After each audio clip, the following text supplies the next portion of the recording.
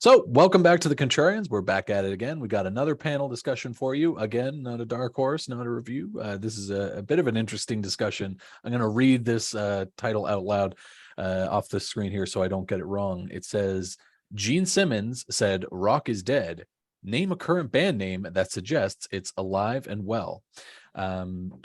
So we're going to keep it loose here. We don't need to specifically pick multiple bands, anything like that. We're just going to let everyone sort of speak on the subject. I'm sure some people will have some specific bands they'd like to talk about, and maybe other people will want to talk a little bit more esoterically. We'll see how it goes. So let's get all this housekeeping stuff out of the way real fast.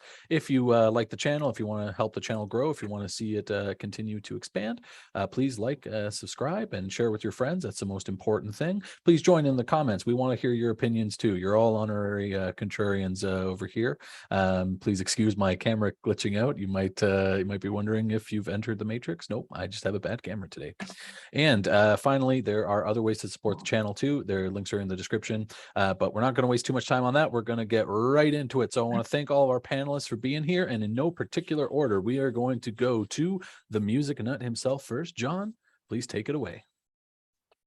Hey, thanks for having me. So I'm going to talk about bands because I'm going to continue my quiet but passionate support for bands that should be a lot bigger than they are. And I got two right here today. So this first band I did not know about, and I guess I could have used this in the bands that blew me away when I didn't know they were category. But I went to see the Revivalists about 5 years ago. And this band opened, I had no idea who they were, and they kicked my ass, and I bought the album at the show. And they're from Charleston, South Carolina, and they're called the Atlas Road Crew. And the name of the album is Halfway to Hopkins. These guys, they got a loose Southern rock sound to them, but they have some, they definitely have some pop hooks. I listen to this album and I think in at a better time, there's songs on here that would have made it on the radio. The song I Want You to Know, when I heard this, I'm like, this is like an anthem. How is this not all over the radio right now? Oh, well, it's all about the money these days. But I mean, how come this is not a rock channel in one of the bigger cities? How come it's not on Sirius XM? There's so many great tracks on here, like Voices, Black Eye, Sunrise. It's got a lot of drama in that song. It has a slow build to it. It's really cool. Wasted Time is kind of like a power ballad for them. Lose Control's very good. The title song, Abilene's a little more reflective, kind of more like a country rock song. But these guys are excellent. They may have another album, but darn if I could find a copy of it. I see that you can listen to it on Amazon Music, but I'm a hard copy guy. I need to have the CD. And just one more time, Atlas Road Crew, Halfway to Hopkins. This album's from 2015. They're still out there, but they're not touring. They don't have any tour dates at this time. So there's number one. Number two, this is a band that I've talked about on Grant's Rock Warehouse and his obscure album series. And this is a band, it's of a similar ilk, and I saw them live, but I meant to see them. I saw them in a smaller club in Jim Thorpe. And I saw Atlas Road Crew in Jim Thorpe too. But name of this band is the Steepwater Band, and they're from Chicago, Illinois. And this is the album that I pumped up on Grant's show. This album's called Clava. This is an excellent album. This is like a looser Black Crowes type sound to them, but they got some great hooks, great slide guitar, great songs on here like Remember to Take Her, Come On Down, Bury My Burden Deep, High and Humble. High and Humble is a great song. Excuse me, Meet Me in the Aftermath. And that one, okay, this one's from 2011. And then they put this one out in 2016. This is called Shake Your Faith. And this album, it kind of starts out like Neil Young and Crazy Horse. And then they go back into, it's still really loose. And the songs are really great here, like Bring On the Love, Mama Gotta Ramble, Jealous of Your Way. Great band live. And I got to meet them, and I told them how much I really loved the Clava album. So there's my two picks. I mean, there are two bands I think that should be playing bigger venues, and we should getting a lot more love than they do. Awesome. All right. Thanks, John. So there you go, folks. We got our first two bands in. We're going to go over to Jamie next. Jamie, let's hear from you. All right, I don't have two specific bands I was going to talk about. I was just going to talk about Jean Simmons and his dumb comment that he made.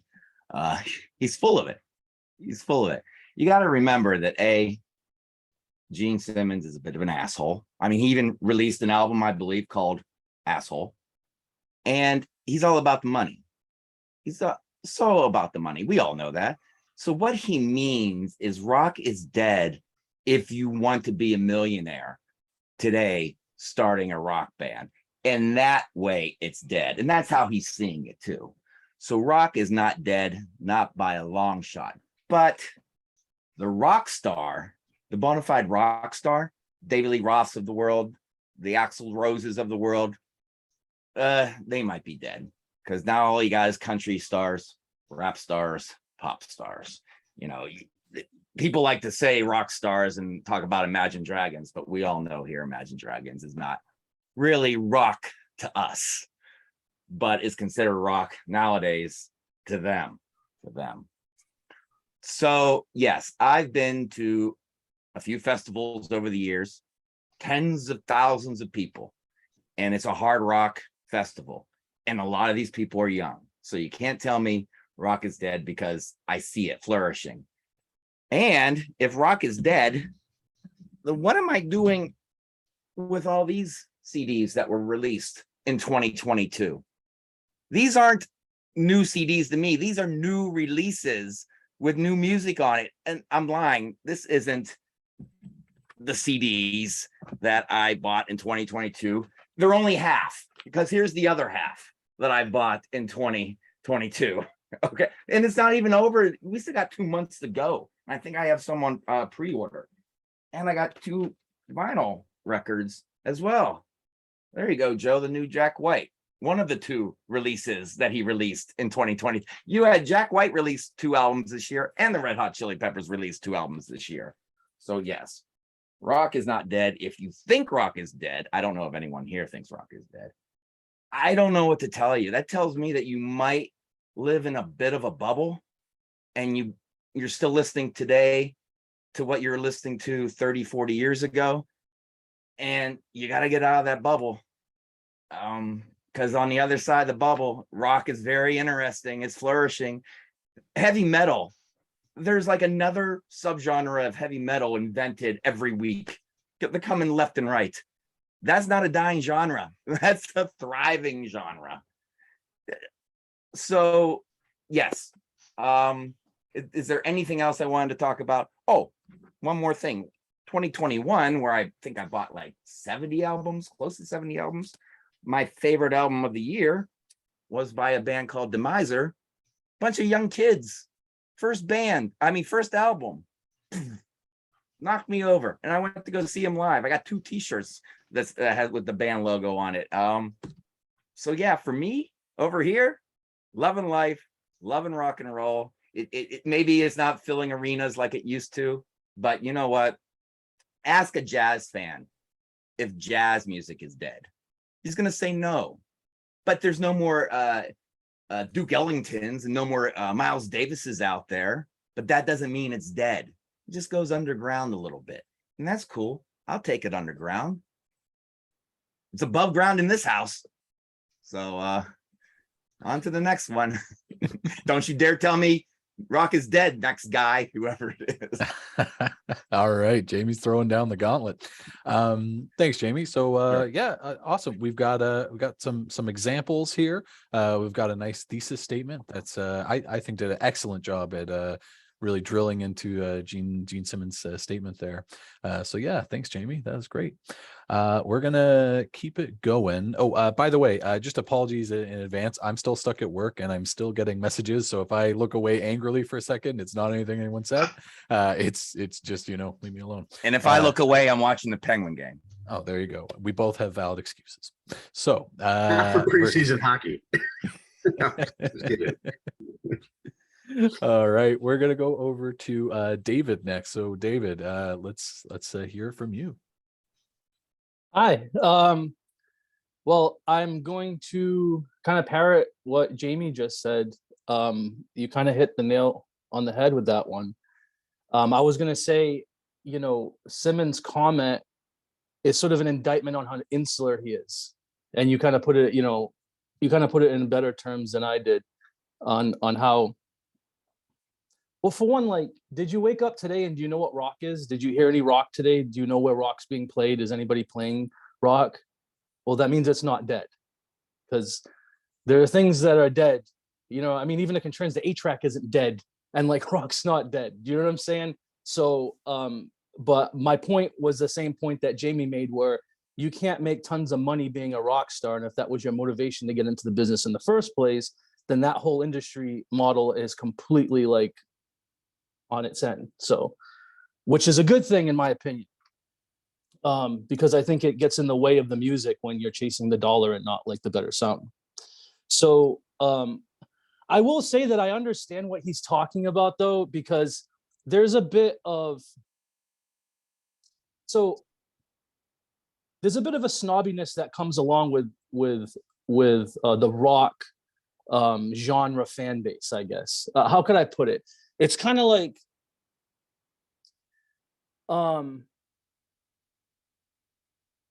what is rock and what does it mean to be dead? It's sort of like every time I think of a definition of what rock is, and I think of an artist that to me would fit that definition, I am then told by a motherload of voices, by a fan base or the main like collective rock fan base, that is not rock. I'm continuously pushing forward and saying, oh, well, this sounds like rock or that sounds like rock. And by me, I'm just saying, Joe or Jane, like nobody, like that's the average music listener. And a lot of times there's so much pushback from the fan base that you're damned if you do and you're damned if you don't. Everybody knows the argument to where if the band takes too many chances, they come up with a new album, they're like, oh, they're not the same band anymore, blah, blah, blah.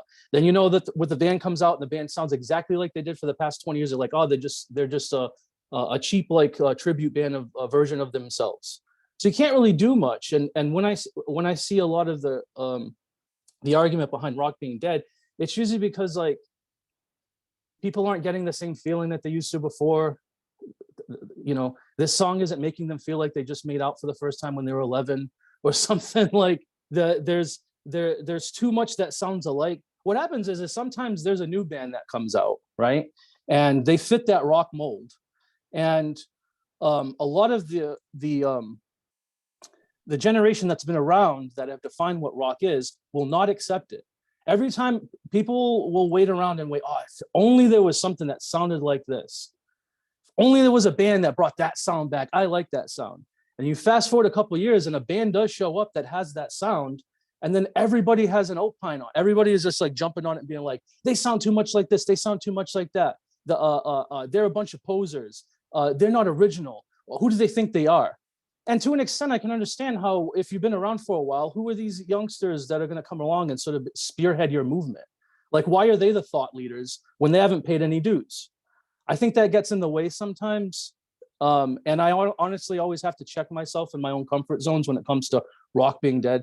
So sometimes I think the fan base is self-sabotage, where they're just in their comfort zones and they don't want to open up. They don't want to check out that plenty of people have said the last like Deep Purple or Uriah Heep or Scorpions like releases have been awesome. People are still listening to that. Those are legacy bands and some who are, kind of feeling the grief of rock being dead, I suppose. I mean, did you check those out? And if that didn't sound good, did you accept any new band that's coming along, or did you just look at it like it's a rinky-dink like Scrappy Doo version of, a band that you used to like? So how are we creating the measures that sort of fumble like the returns that we want as fans, I guess? And I guess that's a deeper question. But I think that a lot of times you end up meeting someone, they don't think there's any new music that comes out. You show them, and then it's because of like a user error that they didn't find it on their own.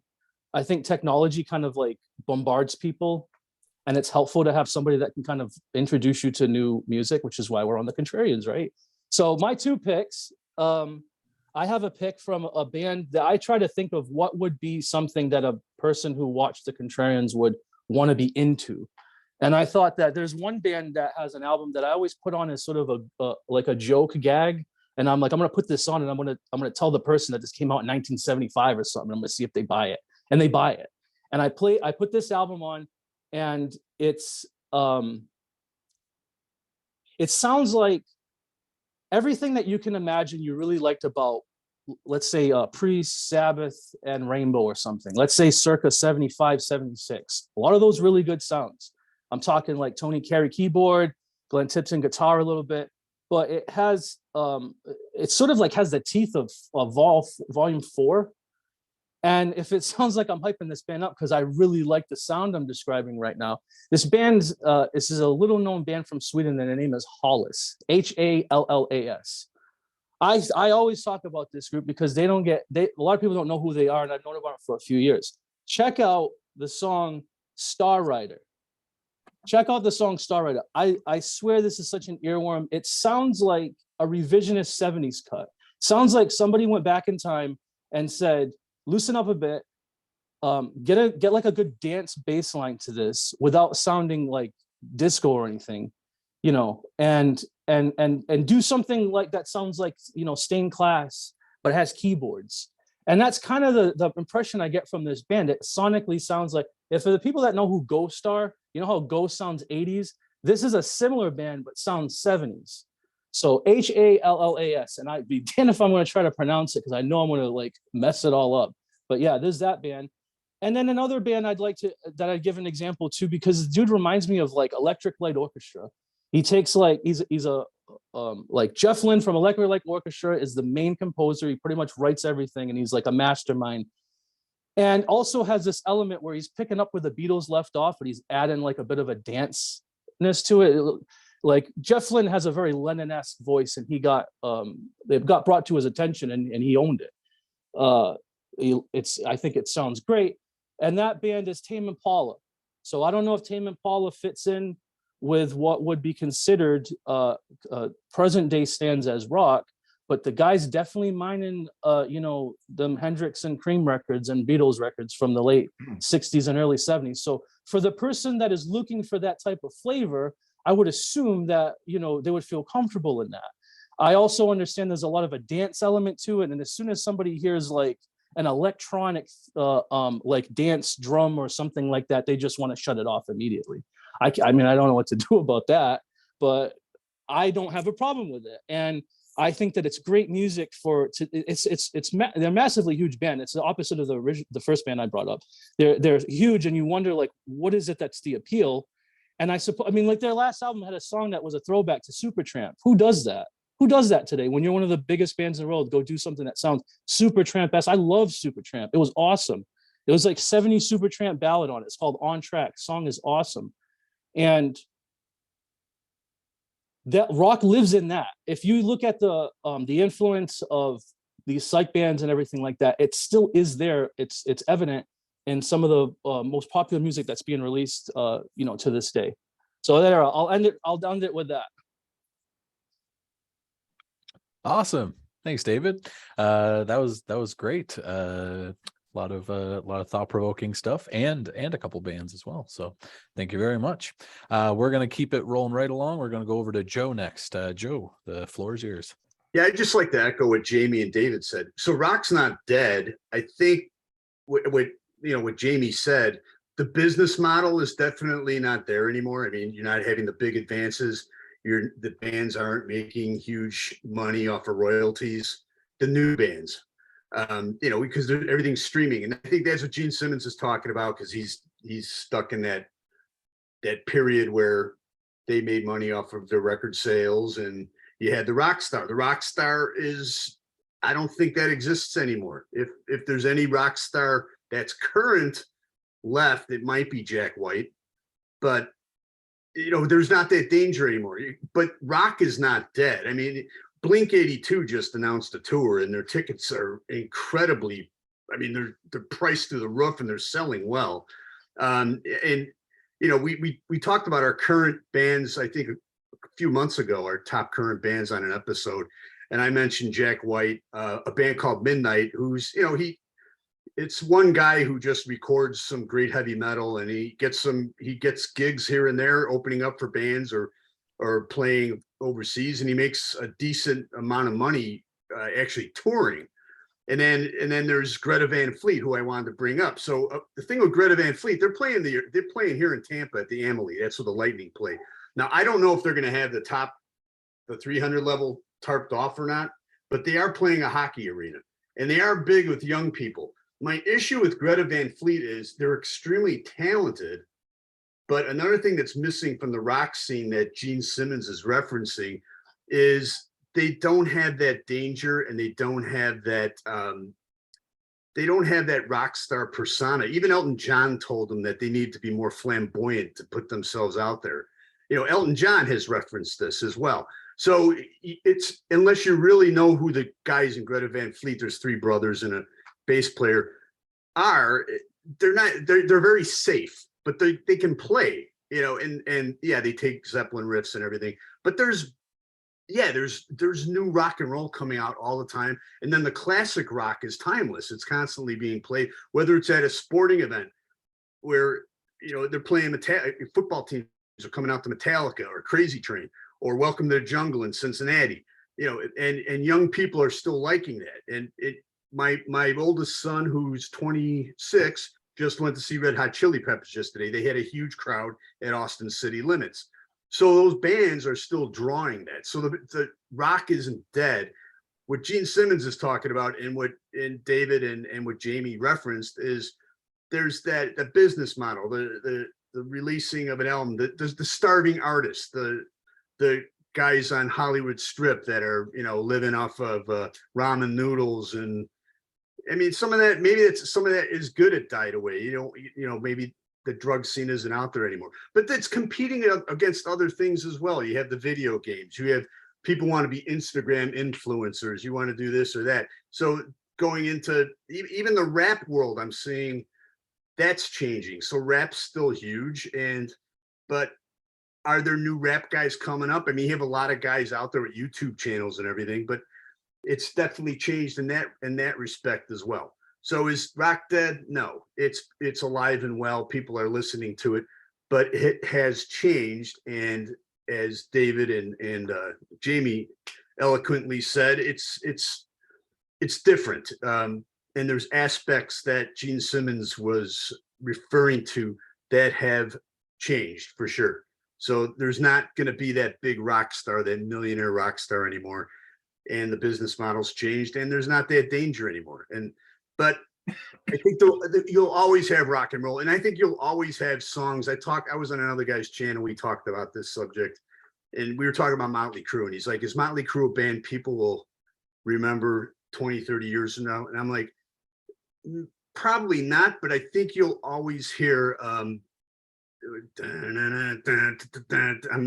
on the song. It's a song that you'll always that song, and there's a reason these big corporations are paying. Like the Ramones, Joey Ramones just sold his thing for $20 million, but Nikki Sixx sold his for like $500 million. There's a reason, because they're taking these songs and using them in commercials. So it's not dead, but it's definitely different, and it's changed, and there's a lot different, and things might be different in the future as well. You never know what's going to happen, but that's it. As far as new bands, I mean, Greta Van Fleet I like a lot. Jack White is his solo work, and I love the guy. I love Midnight. Dirty Honey's another band that I really like, but you can't really. I mean, they're kind of nameless and faceless. You don't have, yeah, exactly. But you don't remember them as the John, Paul, George, and Ringo. You can't name any of these guys, and I think that's what Gene Simmons is referencing there. Awesome.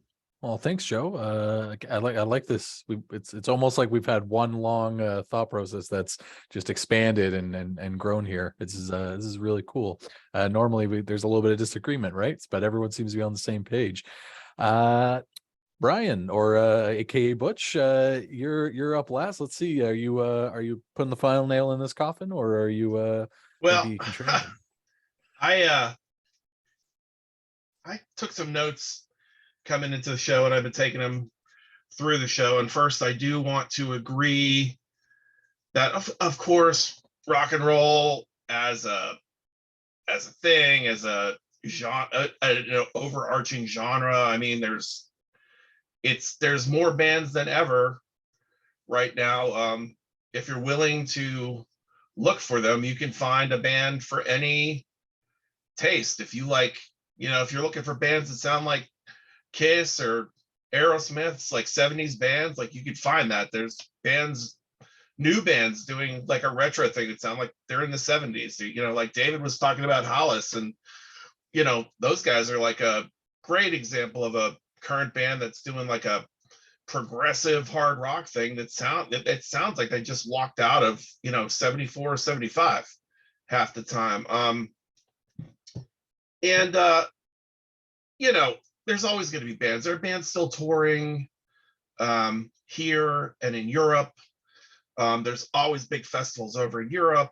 I mean, every year these things are huge. From Wacken, that's thousands and thousands of people, and Hellfest, to your smaller festivals like that are still really reputable and prestigious to play, like Roadburn, which is a big stoner rock festival in Holland, and as well as like the Keep It True festival, which is mostly like it caters to people that are into like more traditional metal, like old bands. Like a lot of classic metal bands play that festival, and then the promoter throws in some newer bands that play in a similar style. So I mean, in these festivals do well. Over there, not as well.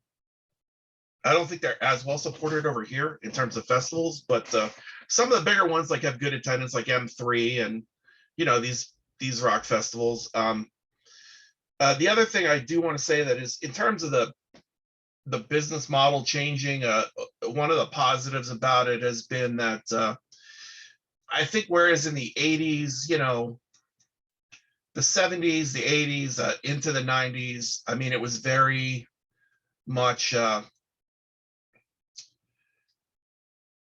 hit driven, and the further you got into the 80s, it was very formula driven, I think. And I think it forced a lot of bands into boxes they didn't necessarily want to go into. Like, I don't know that Kiss wanted to make a record like Crazy Nights, but it was a matter of trying to keep up with what Bon Jovi and Def Leppard were doing at the time, which was watering down, hard rock to, like, it was getting lighter and lighter and more formulaic. And I think bands felt like they had to conform to a certain look. It was, if you had short hair in the 80s playing hard rock, you could, unless you're Rob Halford, you could forget about it. That's something that's changed. A lot of things changed over the years. And with rock not being as big a seller as it was, I mean, the days of gold and platinum records are pretty much done for most rock bands. I think it's freed artists up to just do what they want to do.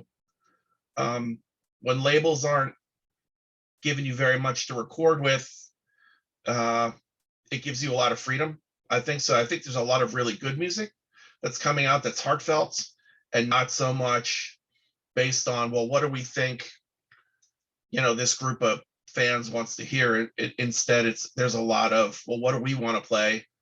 And so I think there's a lot of more honesty in a lot of ways in music now. All that being said, honestly, I do agree with Jean in a lot of ways. I think that it's a slippery slope when, I mean, it's all well and good to, that rock is still around, but I mean, without name rocks, like it's like Jean said, like who's influencing these kids to pick up instruments on a mass scale? Like, where's Ace Frehley?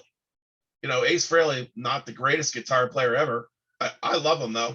He's one of my top 10, but he influenced like more guys to pick up the guitar than probably dudes that are better players than him, because he was a rock star. I mean, where are bands like bands like the Beatles, bands like Kiss, bands like Aerosmith, Zeppelin? Like, where are the heroes that are gonna, like, what kids know the names of?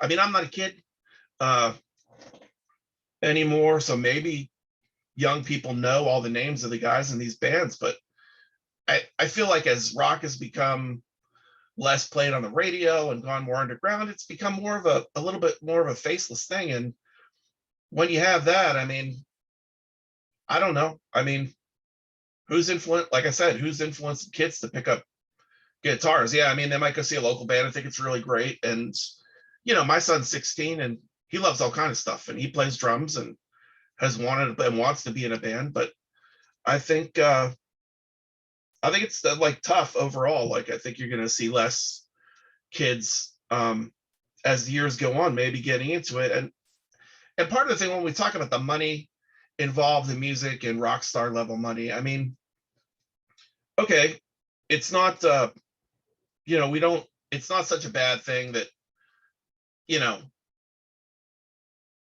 people aren't making like millions and gajillions of dollars and that's not a driving force anymore. However, the problem is when record sales slump and, you know, bands that used to sell, let's look at the 80s again, like a band like Triumph sold 500,000 records. They got a gold album and they could play arenas. Like nowadays, you get a gold record, you're lucky if you're playing in a 2,000 seat club or theater.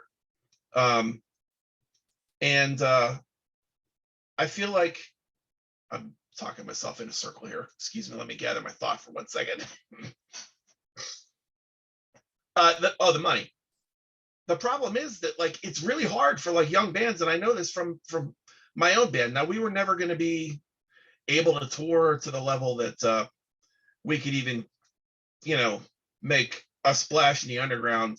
But the money is, I mean, no one's paying for tour support anymore. These labels, like even Metal Blade, like unless you're one of their big bands, they're not giving you shit to record with. Bands are getting like $1,500 to record an album. I know of labels that are, you know, bands are paying them to put, you know, to help with the pressing and, you know, money, all this stuff takes money. And, you know, although the technology is there to record at home now, there's still money involved at all times when it comes to recording or getting on the road. And the less money that's there for young bands, I mean, they all have to work jobs than full-time jobs, which means that they can't do what like bands used to be able to, you know, you'd hear about them doing pre-production. So they'd be in the studio, spending studio money to write. That was their job. I mean, the labels would give them big advances so they could live for a while. And then that's not a thing. I mean, so now you got to hold down a full-time job, maybe two, and still do all this band stuff and somehow figure out a way to tour to the level that, because you still need to tour, because that has been and always will be the main way of spreading your band's name. I think beyond like being able to have huge commercials or something like that. So without the presence of the cash in the system, it's tough, I think, for young bands. And that's you know, I really don't think you can make a living anymore. There's rare examples of bands that take charge of their career. And, you know, Clutch has been around for years. I think they're at a spot where they have a solid fan base. They usually play Stage AE when they're here. They headline that. That's a few thousand people. They usually sell it out. I think they have their own label now, so they're doing well. They're making a living, but what about the bands opening for them? And bands trying to come over here from overseas, that's tough anymore. The US you know, it's so expensive. And if you don't have the money coming in from somewhere to cover things like the costs of coming over to the US, then you can't tour here. I know people in other bands like over in Ireland and in the UK that they're just probably not going to tour here again because the money's just not there to do it. So it's tough. I mean, I don't think rock is dead by any means, but I think that it's far from, and I don't know if things will come around again to where they were. I mean, we still have some lingering rock stars. I mean, but I can't really think of anyone in the last like 15 or so years other than Tobias Forge from Ghost. I don't know when the White Stripes started, so Jack White is definitely would be on that list. And obviously you got Dave Grohl, but I mean, maybe Jay Buchanan from Rival Sons, his name comes up a little bit. The guy's such a great singer, and that band is actually, I think, doing pretty well. Although if you look at their record sales, not tremendous, but they're growing a following, like in terms of playing live and get some radio play. And Ghost has done the same. I mean, steadily grown that band, and they're not my favorite band, but I've grown to like them. And there's no denying they're keeping rock alive. I mean, they're playing arenas, and they've had gold singles in the U.S. and their records are doing fairly well worldwide. The Rival Sons are doing well. The Darkness did well for a while. And there's always good bands around. The Helicopters, the Wild Hearts have been around for years, keeping things going. Who else did I write down? There's a band called Sabaton that's getting pretty popular in metal. They've been around a while. They've worked their asses off, and they're getting to the point where they were touring, opening for Judas Priest, and now they're headlining, the same, clubs over here, like the bigger places like Stage AE, like I said, was saying, the place that like Clutch, they're coming through and playing a couple thousand seaters. Dragon Force did the same thing. Amon Amarth is playing bigger places. I mean, so I think there's a lot of bands still doing it, but I mean, and there's a ton of bands playing rock, but I just worry. My thing is, I don't think you don't need to fill the gaps. I mean, there doesn't need to be another John Lennon or another Gene Simmons. That's not the point. But the point is, like, who's going to be around under the circumstances to really like push things and influence people?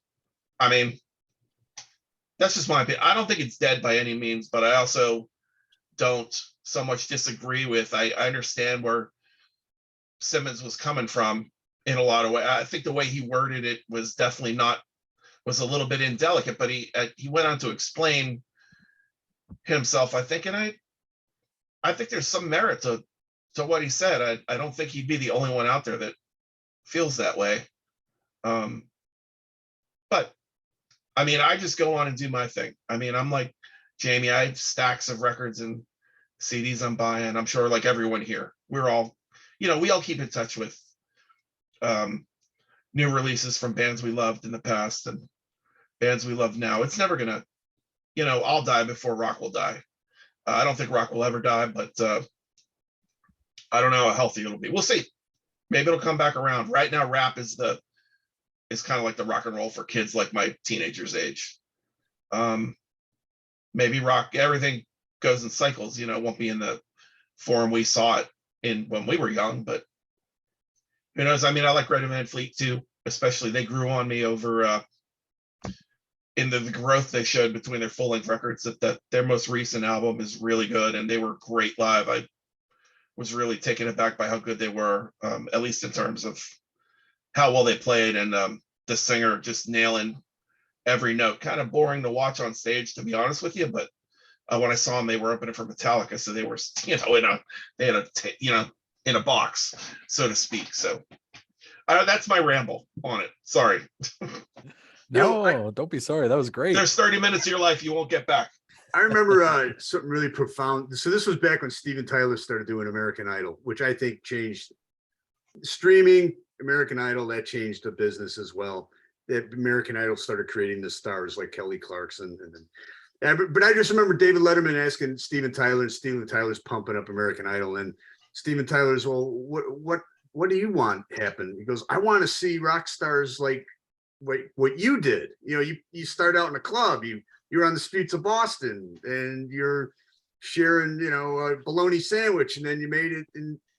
But will that ever happen again? I don't know. I don't think so. I think Brian brought up a lot of great points that supports where Gene Simmons was coming from.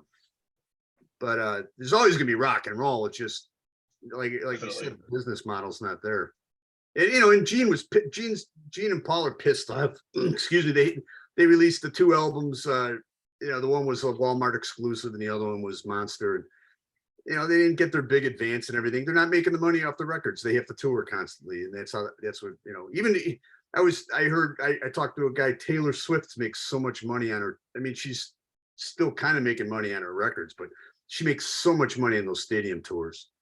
You know, and who are they? What is a rock star? Is it a Taylor Swift? Is it a Kanye? I don't know anymore, you know, but Yeah, it used to be that you would tour to promote your record, and now I think I've said this before in one of these videos. Now bands make records so they can, you know, to just as merch for the tour.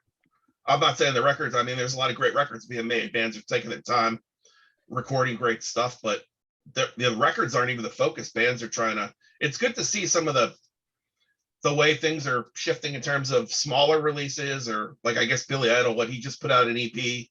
I haven't heard the whole thing, but that first song was killer, I thought. But you know, there's some good ideas out there in terms of how to release things so you can still, I mean, you still want to have new stuff when you go on the road, but it's interesting times we live in. Yeah, the nice. new Murder by Death album that I bought, the fans supported it. It was like a GoFundMe. You gave them money, they promised you, you know, the first release on pink vinyl when it's made. They took that money and they used it to record the album. yeah, but to Brian's point, but will any of those kids be inspired to play guitar because of these guys, or will, you know, are they going to be a big name? Are they going to be the rock stars? You know, There's a lot of bands out there right now, a lot of younger bands, and they're getting inspiration from somewhere. I don't know where, but it's coming from somewhere, obviously. Just go on Bandcamp. There's so many bands on there, you can't even keep track of them all. Can I make a for it. point that has been mentioned earlier? Two things. One is I have never heard, it's almost a rule, when a band goes underground, first per se, or a sound goes underground, or a band or an artist, it's almost a rule that it gets better. If an artist is independent and they're not beholden to any type of like commercial proclivities or anything like that, they don't have to lean or you know, sell out, for instance, if to be like more of a grander version of it. Because I understand people have to make concessions, but you don't have any of that. And to bring up another point about Butch had mentioned earlier about like Ace Frehley, where are the rock stars? This is where I'll disagree with, I don't know how many, but I might disagree with people on the panel right now. I don't want to see rock stars. It's not because of, and I want people to thrive and I want people to make money. And it's just that I don't see how that's ever helped. I think that the power, music. Yeah, I think that music, instead of it being power driven, where like I want to get to the top and be able to do this, it's a different compass. For instance, Bandcamp was mentioned just a minute ago. I've been having this discussion with people for years. Let's use a Rush analogy. So back then, let's say 30 years ago, you had 20 massive bands in basically like in real time all the time, 15 to 20 massive bands in 40 years ago, let's say. Well, now that's like 40 trees and the light's not getting to the smaller trees, right? So now you don't have 20 bands. You have like 100 or like 200 or 500. So everybody that's looking towards inspiration is not looking on TV, and they're not looking to someone who they've never going to meet and where they're imposing like their own like values and virtues on this person. And who I'm going to be inspired by is guys like you right now, and everybody else that, you know, has some good licks, that are playing guitar or coming up with something cool. That's what inspires me, because it makes me feel like I can do it. A rock star does not make me feel like I can do it. It makes me feel like, wow, that's different, that life. So I've never thought that music should be have the drive or the compass to get to the end result be money first. The music should be first, I think. And I think that it's better the way that things are now, if you can isolate the money aspect out of it and see what people are really in it for. They're not in it to play ball as much anymore. I know it's a grind, but the music sounds better, I think. It's more genuine, it's more honest, like Butch said. That's a very good point. Does anybody have any burning, you know, honorable mentions they really want to get out? Because like this has been a great discussion, and I actually for once have something I'd like to add to it, but I don't want to take up the time if someone has an honorable mention they want to get through. Didn't Ozzy Osbourne just have his first #1 album in his whole career in 2022? Who saw that coming? And if you like the old bands, the new Queensryche is the Killer- best thing they've killer done record. in 32 years. Yeah, it's tremendous. New Skid Row is good too. Yeah, and then you got newer bands doing the old style, like Summerlands. If you like that, Dude, that album is killer. stadium rock from the 80s, this is all you. That album is tremendous. Might be the album of the year. Yeah, it's great. I got power metal here. I got death metal here. I got alternative metal, thrash metal, new metal, not NU metal, but just new metal. There's no new metal here. I got, metric is like a new wave. Wait, what's possibly the album of the year? I gotta take some notes here. Yeah, man, I Oh, tell the you what, Summerlands. this new Summerlands? metric, if Right. you like Blondie and the Cars, I like metric. this is going up on my list, and it was already in my top 3 or 5. So Yeah, Joe, that Coheed Summerlands has Cambria, one I M in it. love. So there's so you know Awesome. why I know there's so many new bands out there. At the end of the year, you watch like panels like this, and they discuss their top 5 or top 10 albums of the year. Everybody's list is totally different. Everybody has bands on their list that nobody else ever heard of. That tells you that there's a zillion bands. Back in the 80s, we all had Ozzy in our top 10. We all had like maybe some GNR. Same bands, not anymore. Yeah. So I'm going to but be a one little thing- bit pretentious here and just try and tie this all together. I think One what we've thing learned briefly I here- wanted to bring up. Oh yeah, go. Just considering the Contrarians, what I've noticed, I mean, I'm an old dude. I think we're all David's young, but no, like I noticed that the younger guys are into the old bands. Like they're not into the, you know what I mean? I'd like to see it. I think the future rock and roll is always in the hands of young people. And I'm talking younger than 30, teenagers. What are they getting into? And that's what's going to make rock and roll thrive, whether it's Yeah. rising. So that I'm glad you said that, because that sort of makes what I'm about to say sound a little bit more true. If I could use an analogy, like I don't think rock is ever going to die completely, like everyone has been saying here. In its heyday, rock was like a pandemic. It took over. Everything was everywhere. It was hot. It was spreading. It was multiplying. Nowadays, it's endemic. It's become part of the culture. It's become accepted as part of. It's part of European culture. It's part of North American culture. It's part of culture all around the world. So it's never going to go away completely, but it's never, I mean, maybe I shouldn't say never, but it's probably not infecting, the youth in that same way that it once did. They already have it. They've grown up listening to it already. Their parents love it. It's special to them in a different way. So maybe one day in the future, after it's been long enough and that happens to rap, right?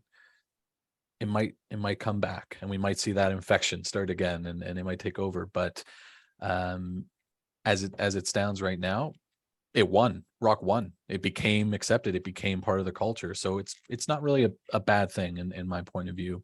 And David's got a really good point too, that people who are inspired now are going to be the ones who you really wanted to be inspired, and maybe we'll lose some of the, some of the fluff, the guys who are only in it to get chicks and score some drugs or something. But I'm gonna go around one last time for anyone who wants to say any last remarks, any sort of closing thesis statement. We're gonna go back to John. John, any final words you want to leave the panel with? Everybody on the panel put this so eloquently. There's nothing else that I can add to this, but I can tell you this: if you like Rush, this is why nots. They are a touring band. They are a tribute to Rush and more. And more is their original music. This is Resonance from 2019. Wonderful album. If you like, they don't sound just like Rush. There's elements of Rush in their sound. They have a lady singer, which brings it more of a pop element. If you like Counterparts, if you like Test for Echo, check this album out. This kicks ass. This is great. They got great pop hooks, great songs. Like She Said I Love the Rain and Chemical Burns, a wonderful instrumental, and Blind Luck. So many great songs on here. That's what I do. I push the original bands. Awesome. Well, thanks, John. And on behalf of everyone at home, thanks for sharing some great new music with everyone. Jamie, final words for the folks at home. Well, we said a lot. I don't want to beat a dead horse over here, but look, if you want to get into newer bands, I would say the genre to get into is like stoner rock or doom metal. There is so much going on when you go down that rabbit hole. Chemists, Cadaver, Graveyard, Witchcraft, The Sword. It goes on and on and on in that genre, if you like it. And another thing is, if you can get over the growls, there's a lot going on in the world of death metal. I'm not saying you got to like it all. I don't like it all. I'm very picky. But man, if you get over to death metal growls, that's another door, boom, that's going to open for you. So there's 2 big doors I just gave you. Awesome. All right. Well, thanks, Jamie. And we're gonna go over to David next. David, final word for the words for the folks at home. I'm good. I talked too much already. I'm happy to have met anybody here that I haven't met yet before, and that's good. Awesome. Thanks, David. Joe, final words for the folks at home. If there's anybody in their teens or 20s, get into rock and roll and play rock and roll. Pick up a guitar. It doesn't matter if you suck or not. Like Jack White says, don't let anybody tell you how to play guitar. Just play it and get into it and get into new bands and start a new band. That's what's really going to keep the rock and roll alive. And finally, I just wanted to say my newer favorite band, Midnight, my friend Athanar from Cleveland. He's putting out kick-ass stuff. His last 2 albums were on Metal Blade. I love it. So check them out. Awesome. Thanks, Joe. You heard it there. Go check out Midnight, and somebody out there who's young, pick up a guitar. And finally, Brian, last word is yours. Well, I mean, I think everyone summed up a lot of things that I would say. I do want to second what Joe said about Midnight. I've known Athanar, Jamie, for years and years through the stoner rock scene, and going back to his band Boulder. And he's a tremendous musician, and it's great to see him having a lot of success with Midnight now. As far as anything to wrap up with, since we're talking about bands keeping it alive, here's a few names. I don't have props, but I talked about this band before. There's a band from Pittsburgh called Limousine Beach that is awesome. 3-guitar attack. If you like Thin Lizzy, Kiss, new wave of British heavy metal, kind of like all mixed in a blender with some Nugent, like those guys are killer. And there's a couple bands that the main guy in Limousine Beach, Dave Wheeler, his wife Susan, has a couple bands here that are really worth checking out. There's a band called Sweat that's more of like, I don't know how to describe them, kind of like 70s based hard rock. It's a little bit, it's real catchy. They have a single now on Spotify called Jane. So the band is Sweat and the single is Jane. They just got signed to TP Records. They're killer. I've seen them live. They're great. And she has another band called Tiny Wars with people from other great musicians from bands around here. Aaron Hutzel, the bass player I used to play with in a cover band, and Abby Krisner from who was in the Motorcycles and Fist Fight in the Parking Lot. They're kind of like a Cheap Trick, kind of like, they're like a power pop kind of, maybe like a heavier Missing Persons kind of vibe at times.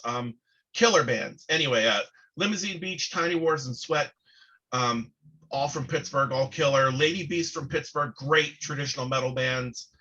And that's all I have right now. I mentioned all the other bands that I think are, I could go on and on naming bands. So we'll be here all night. Well, awesome. Thanks, Brian. Mega Colossus. There we go. Thanks for being here. I want to thank all of you at home for watching. So hopefully we've helped shed some light on this question. We've done some rebuttal towards Jean Simmons, and we've done some agreement with him. But we want to know what you think at home. So please let us know in the comments. If you like the content, please share it around. Please subscribe, give it a like if you like the video. There's other ways to support the channel in the description as well. But most importantly, thank you to all of our panelists for a great discussion. Thank you for you at home for watching. And whether it's morning, night, or during the day, Have a good one. Thanks, everyone. Bye. Bye now.